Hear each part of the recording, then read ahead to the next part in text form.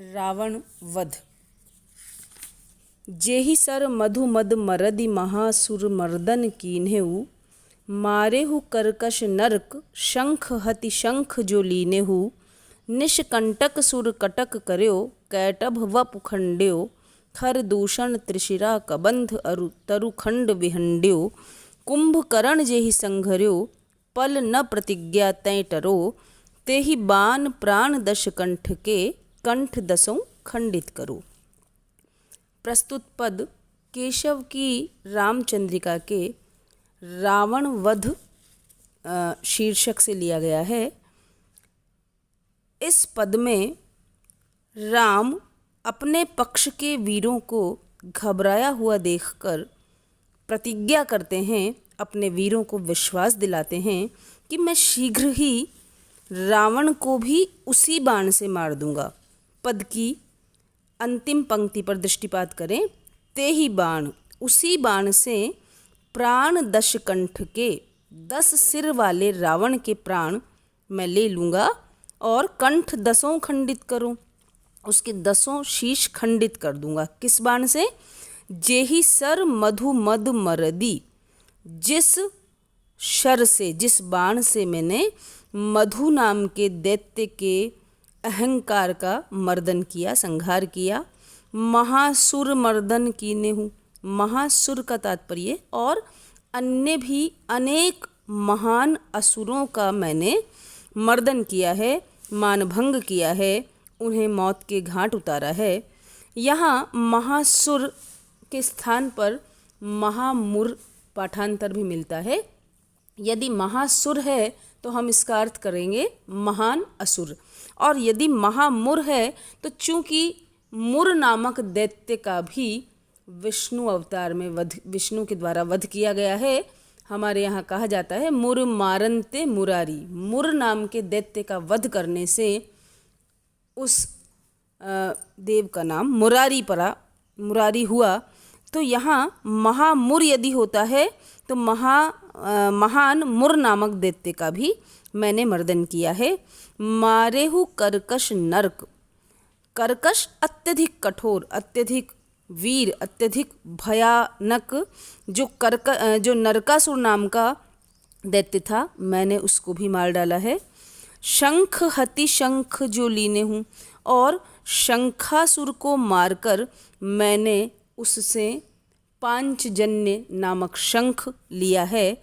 निष्कंटक सुर कटक कर्यो, इस प्रकार समय समय पर विभिन्न अवतार धारण करके, क्योंकि ये जो बताए गए हैं, दैत्यों के नाम बताए गए हैं, मधु, कैटभ, नरकासुर, शंखासुर, अलग अलग अवतार लेकर विष्णु ने यहाँ दैत्यों का वध किया है। हमारे यहाँ कहा भी जाता है यदा यदा हि धर्मस्य ग्लानिर्भवति भारत अभ्युत्थानम अधर्मस्य तदात्मानं सृजाम्यहम्। तो समय समय पर मैंने अवतरित होकर निष्कंटक सुर कटक कर्यो। सुर देवताओं की, कटक का तात्पर्य है सेना, सेना को निष्कंटक कर दिया, कंटक रहित कर दिया, उनके मार्ग में आने वाली बाधाओं को दूर कर दिया। कैटभ वपु खंड्यो, और मैंने कैटभ नाम के दैत्य के शरीर को भी खंड्यो, टुकड़े टुकड़े कर दिया। खर दूषण त्रिशिरा कबंध तरुखंड विहंड्यो, यदि कृष्णावतार लेकर मैंने शंखासुर को मारा, अन्य अवतार में अन्य राक्षसों का मर्दन किया, तो रामावतार में मैंने खर, दूषण, त्रिशिरा और कबंध जैसे दैत्यों को मारा, और साथ ही तरुखंड विहंड्यो, 7 ताल वृक्षों का जो समूह था उसे भी विखंडित किया, अर्थात बालीवध भी किया मैंने। आप सभी कथा जानते होंगे कि सुग्रीव के द्वारा कहा गया था कि जो इन 7 ताल के वृक्षों का एक साथ भेदन कर देगा वही मेरे भाई बाली को मार सकता है। बाली ने चूंकि अधर्म पूर्वक सुग्रीव के राज्य और पत्नी का हरण कर लिया था, इसलिए उन 7 ताल के वृक्षों को विखंडित करके मैंने बालीवध भी किया। कुंभकर्ण जेहि संघर्यो, और जिस बाण से, उस बाण की महिमा का वर्णन हो रहा है और ये कहा जा रहा है कि मैं उसी बाण से रावण को भी मार दूंगा जिस बाण से मैंने कुंभकर्ण संघर्यो, कुंभकर्ण का भी संहार कर दिया। इसलिए पल न प्रतिज्ञा ते टरूं, मैं पल भर के लिए भी अपनी प्रतिज्ञा से नहीं टलूंगा, विचलित नहीं होऊंगा। यहाँ प्रतिज्ञा शब्द कहकर राम अपने वीरों को, वानरों को, अपनी सेना को विश्वास दिला देना चाहते हैं कि तुम्हें रावण से भयभीत होने की आवश्यकता नहीं है, क्योंकि यह प्रसिद्ध है कि रघुकुल रीति सदा चली आई, प्राण जाहि पर वचन न जाई। और मैं वचन देता हूँ, मैं प्रतिज्ञाबद्ध होता हूँ कि ते ही बाण प्राण दश कंठ के, कंठ दसों खंडित करो।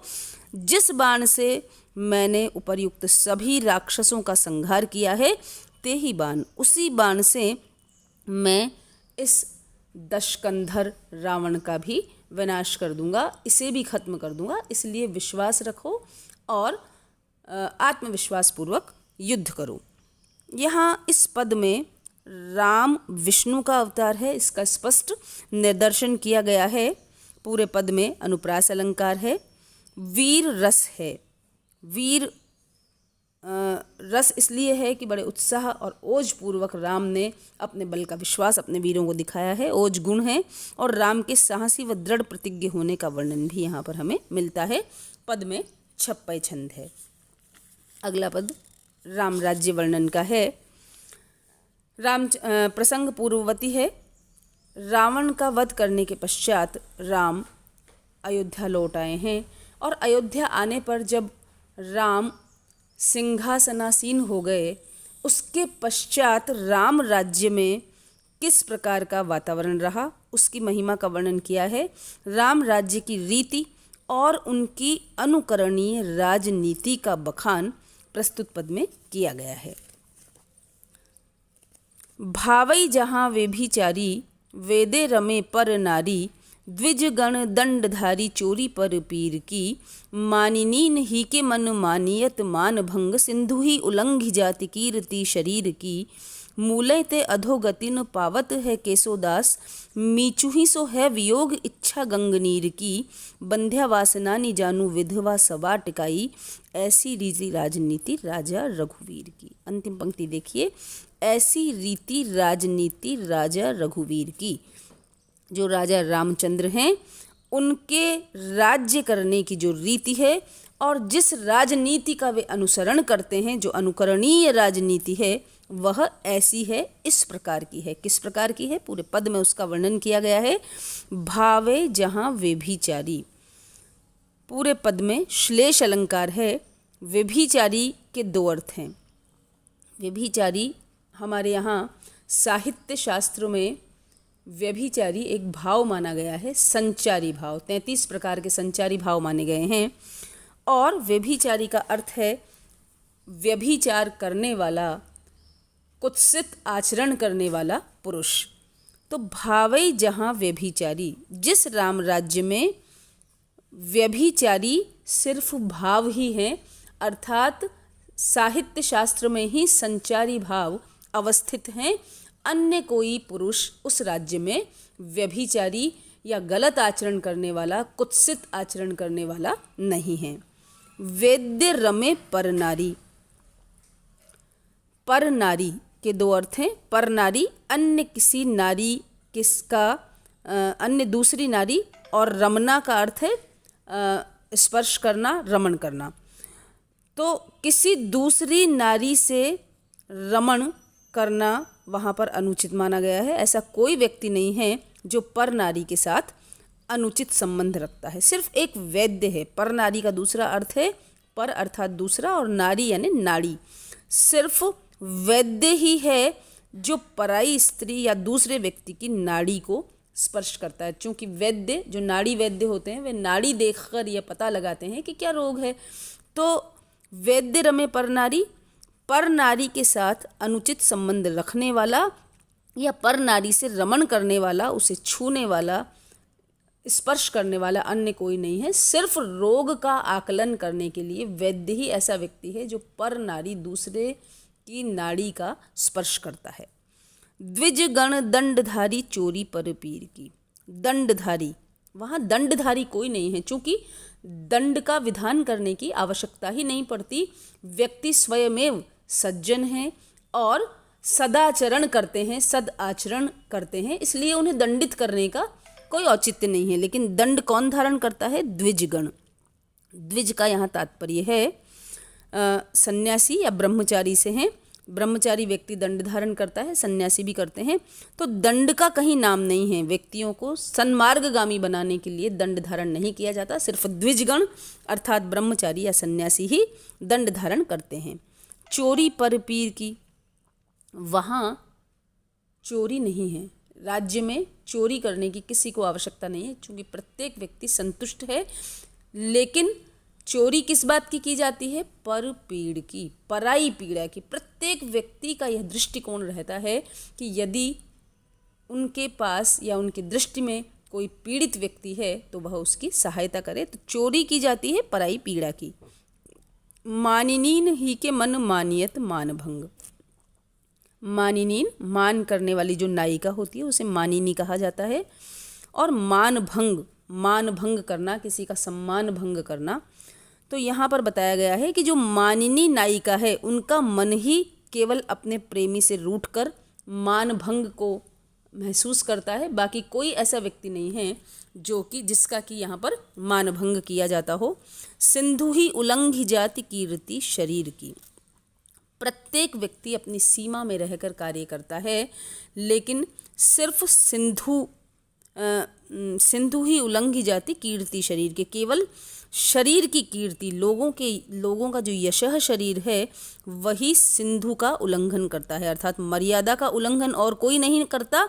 सिर्फ राम राज्य में राम की व उनके अन्य लोगों की जो कीर्ति है वही दिग्दिगंत व्यापिनी है, वही सिंधु का उल्लंघन करके दूर दूर तक प्रसरित होती है।